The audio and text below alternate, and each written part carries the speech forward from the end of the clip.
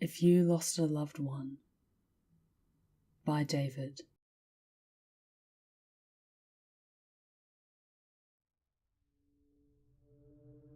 There is a way that you can bring back a loved one after death. I wouldn't recommend it though. Death is final, and cheating it always leads to bad results. But you'll want to know anyway. Well, here you go.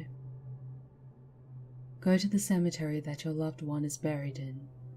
This only works for those who've been buried though. There's probably another method for cremation or something, but I don't know it. Make sure that you take one material object that is most important to you with you. The emotion from this object, this sacrifice, will provide you power. Take it to the plot of your loved one and bury it over their grave. You don't have to go very far down, so don't worry about running into the slab or anything. Before you cover up the hole with your object, don't forget to add a few drops of your blood to it. This imbues the ritual with your own life essence and draws them in. Then comes the final steps. Take a small handful of dirt from where you buried your object and swallow it. Disgusting, but necessary. This creates the link between you and where you need to go. After that, get yourself as comfy as you can and fall asleep upon the grave. If everything was done correctly, and if you get a bit lucky, you'll awaken to find yourself standing at the gate of the graveyard. It will be dim, foggy, and you'll notice a lack of colour in this drab place. You'll also see that there seems to be people wandering around the gravestones. Exactly how many and what they'll look like will depend on the cemetery you went to, but I've never heard of a location not having at least a few dozen of them wandering around. Whatever you do, stay away from them. These are the shades of those left behind from failed rituals, or weak spirits drawn from the surrounding areas to the power of your blood and object. Even if you recognize some of them, do not go near them. They're little more than instinct now, and desire one thing above all else: life. They want another chance to live and crave nothing more, even if the shade's mind is so far gone it doesn't even recall why. If one catches you, it will try to steal that life away from you. They may notice you, they may not.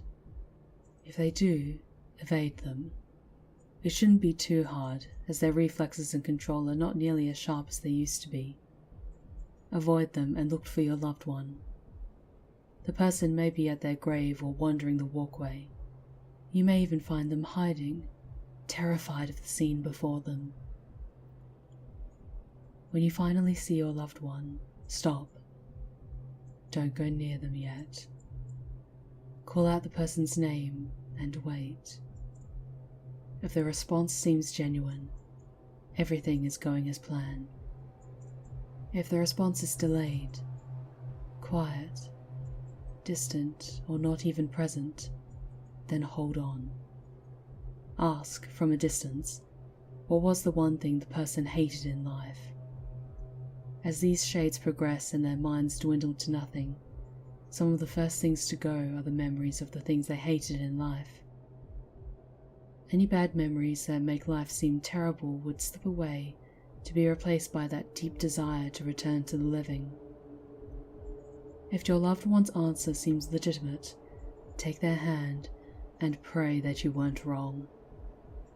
If you are, you may find yourself as a replacement shade wandering this foggy graveyard. Be aware their hand will be cold, freezing, like grasping solid ice, but never let go. Even if your hand starts going numb and your fingers turn black, do not let go. After feeling that rush of life touching their hand and immediately losing it moments later, your loved one may not be able to resist the urge to take it all from you. Take your loved one back to the gate, avoiding other shades as you can. More may notice you now, as your living body is connected to their realm via your lost loved one. Be quick, be decisive, and do not let go of your loved one's hand. Should you make it and step through the gate of the cemetery, you'll find yourself back in the living world. However, this time your loved one will have rejoined you at your side, still clutching your hand. To the rest of the world, it will just seem like your loved one went on a long trip somewhere and recently came back. No one will be able to recall where it was they went or what they did there. Well, nobody except you and your loved one, but they will be happy to see the person's return. After this, I suggest that you never stay in one place too long. Keep moving, keep roaming.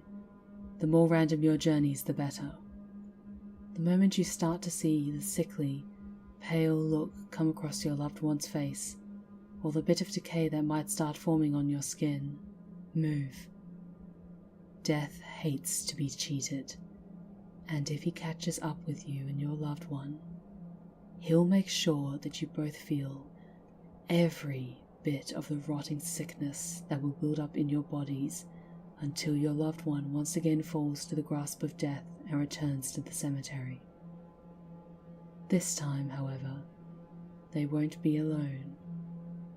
You will be joining them. Maybe you'll get lucky though. Maybe someone might make this journey for you. They'll take your hand and drag you back to the world of the living, only for it to all start over once again.